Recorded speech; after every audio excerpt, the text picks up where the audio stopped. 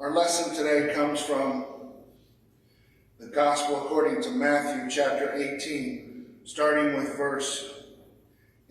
chapter 20. Forgot to change that. Starting with verse 1 and going through 16. For the kingdom of heaven is like a landowner who went out early in the morning to hire men to work in his field, in his vineyard. He agreed to pay them the denarius for the day and sent them into his vineyard. About the third hour he went out and saw others standing in the marketplace doing nothing. He told them, "You also go and work in my vineyard, and I will pay you whatever is right." And so they went. He went out again about the 6th hour and the 9th hour and did the same thing. About the 11th hour he went out and he found still others standing around. He asked them, "Why have you been standing here all day long doing nothing?" "Because no one has hired us," they answered. He said to them, "You also go and work in my vineyard." When evening came, the owner of the vineyard said to the foreman, "Call the workers and pay them their wages, beginning with the last ones hired and going on to the first." The workers who were hired at the 11th hour came and each received a denarius. So when those who were hired first, they expected to receive more, but each of them also received a denarius. When they received it, they began to grumble against the landowner. "These men who were hired last worked only 1 hour," they said, "and you have made them equal to us, who have borne the burden of the sun, of the work in the heat of the day." But he answered one of them, "Friend, I am not being unfair to you. Didn't you agree to work for a denarius? Take your pay and go. I want to give the man who was hired last the same as I gave you. Don't I have the right to do what I want with my own money? Or are you envious because I am generous?" So the last will be first, and the first will be last. This is the word of the Lord. Thanks be to God. A day's wage. Today we've calculated that down to an hourly wage. A certain amount of money per hour. I believe right now the minimum wage for Missouri is about $7.40 an hour, I think. It might be a little higher than that. Yep, did I get it? Okay. I know that there's always talk of changing it, so I can never keep track of exactly where it is or where it has been. But I think right now it's $7.40 an hour. So if you work 8 hours, you would multiply that out and you would get about $50 a day, give or take a few dollars. Obviously, that's just that wouldn't be your take-home pay, because the government would have to take their portion of that with taxes and different things. So probably by the time everything is said and done, per day we're earning about $45 a day, at a minimum. And so that was what was considered the amount of money that a person needed in Jesus' time. The denarius was the amount of money people needed to live for one day, to buy the food and the necessary items to live for that day. So if you worked that day, you ate that day, was kind of the mentality. Now, unfortunately, we probably don't have that same equilibrium today in our minimum wage. I think the living wage calculates out to about $19 an hour here in Missouri, somewhere in that ballpark. And so, but Jesus gave this wonderful story of the vineyard workers to illustrate a great point that he wants that is essential to his kingdom and essential to the kingdom of God. So this vineyard worker goes out early in the morning and hires a bunch of people, which is the norm. This is not abnormal or strange or anything else. The vineyard owner would go out and hire people as needed. And so that, in the middle of the growing season, where there's not a lot of work, you don't have a whole lot of people that you have to pay. But when it's time to reap the crop and everything else, you would go hire workers to reap the crop from the fields. And so he went out first, and he hired a bunch of people. And he says, "I will give you a day's wage, a denarius, if you come and work for me this day." And they're all like, "Well, that's what we need. That's what kind of the going rate is." And so they went and they worked. Well, then came the third hour, 3 hours into the day. And they saw that the work wasn't quite where he wanted it to be, so he went and he hired more people. He says, I will pay you fairly what you deserve. Like, all right, we may not get the whole day's wage, but we didn't work all day, but we'll get a fair wage. And so this keeps going on throughout the day. The 6th hour, the 9th hour, the 11th hour of the day.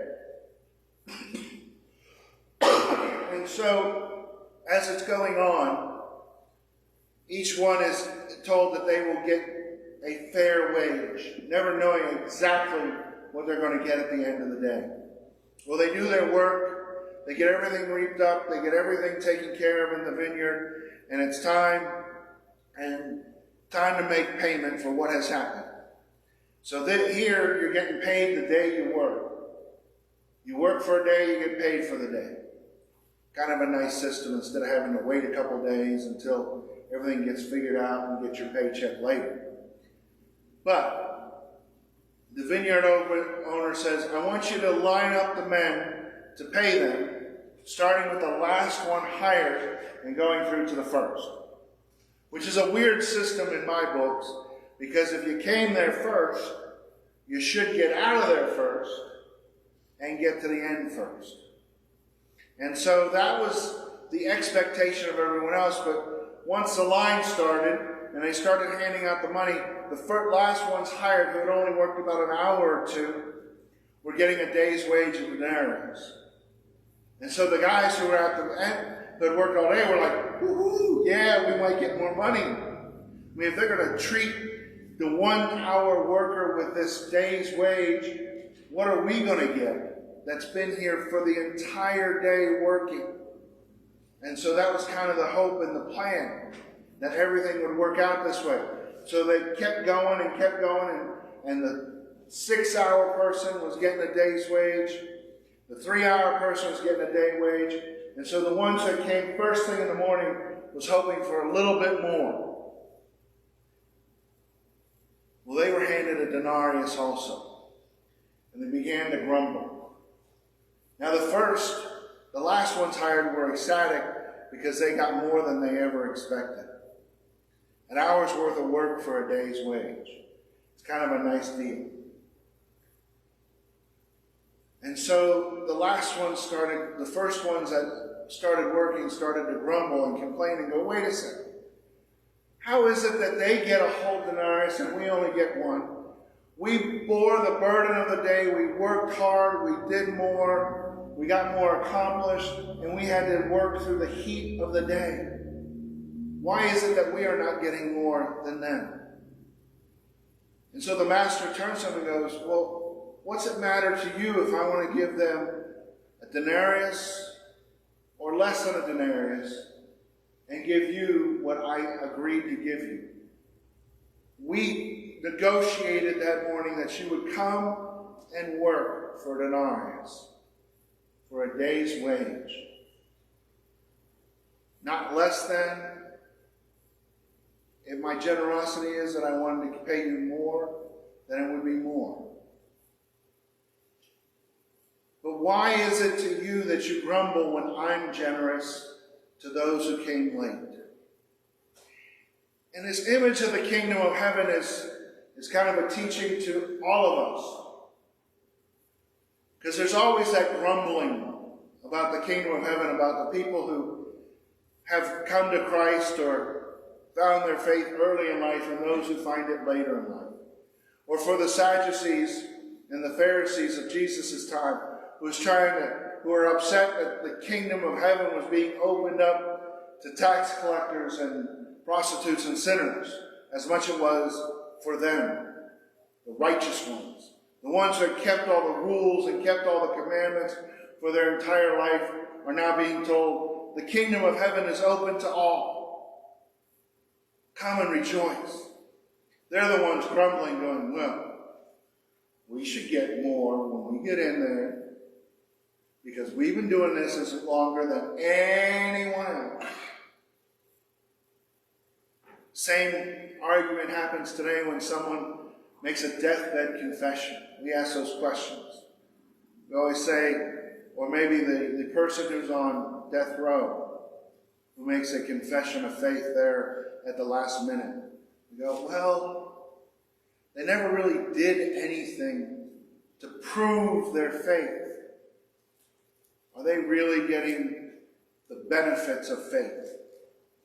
Are they being taken into the kingdom of heaven just like we will? Well, if I read the parable of the vineyard worker, if I understand it correctly, whether you come first or last, you will enter the kingdom of heaven. And the generosity of God is that God's grace is bigger than we can ever imagine. And he wants the last ones who came in to actually be the first in line. That's a powerful image. That's a powerful image for us, even if we've been doing everything we have as a Christian, reading our books, reading our Bible, praying our prayers, attending church regularly, and doing all the things that we were told we have to do as a follower of Christ. It's still good news. Because we are reminded by Paul that all fall short of the glory of God. All of us slip up somewhere. But here's the good news.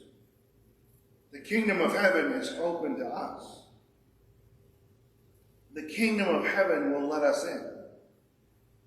God has forgiven all that has happened and wants us to come and rejoice in it.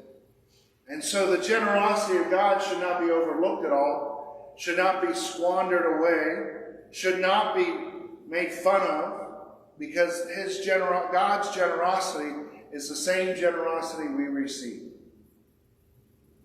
The same generosity that allows us to come in and rejoice with him. That's good news. That's a powerful statement from a story of just some vineyard workers who came in at different hours of the day to get a day's wage. But in God's kingdom, in the kingdom of heaven, the first shall be last, and the last shall be first. Thanks be to God. Amen.